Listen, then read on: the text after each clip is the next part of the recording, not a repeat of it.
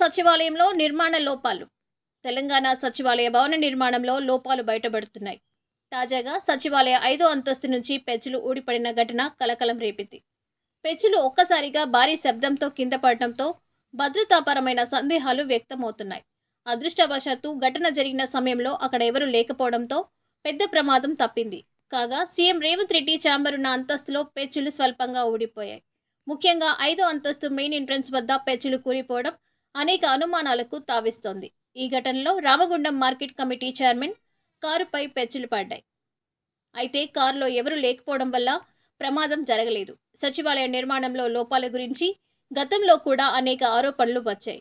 12 కోట్లతో నిర్మించిన ఈ భవనం నాణ్యత ప్రమాణాలను పాటించలేదని విమర్శలు వెల్లువెత్తుతున్నాయి. ముఖ్యంగా గతంలో పీసీసీ అధ్యక్షుడిగా ఉన్నప్పుడు సీఎం రేవంత్ రెడ్డి సైతం సచివాలయ నిర్మాణానికి భారీ ఖర్చుపై ప్రశ్నించారు. ఇప్పుడు అదే భవనంలో తానే ముఖ్యమంత్రిగా ఉన్నప్పుడే ఇలాంటి ఘటనలు జరగడం చర్చనీయాంశమైంది. ఈ ఘటనపై సామాజిక మాధ్యమాల్లో భద్రతా ప్రమాణాలపై ప్రశ్నలు వెల్లువెత్తుతున్నాయి.